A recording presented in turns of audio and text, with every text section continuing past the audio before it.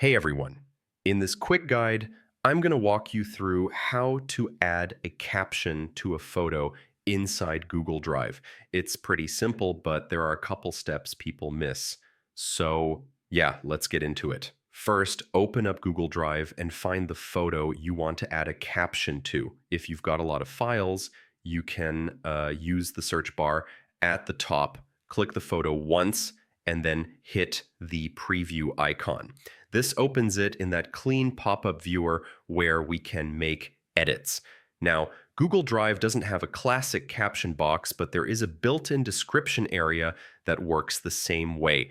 Just click the little info icon on the top right to open the details panel. Inside the details panel, you'll see a section called description. Go ahead and type your caption there. It can be anything: notes, context, names, whatever you need.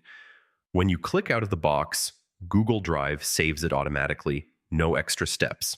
You can close the preview, and the caption stays attached to that photo. To see the caption again, just open the photo anytime and hit the info icon. You'll always find your description right there. If you want, you can add more details, like keywords or tags.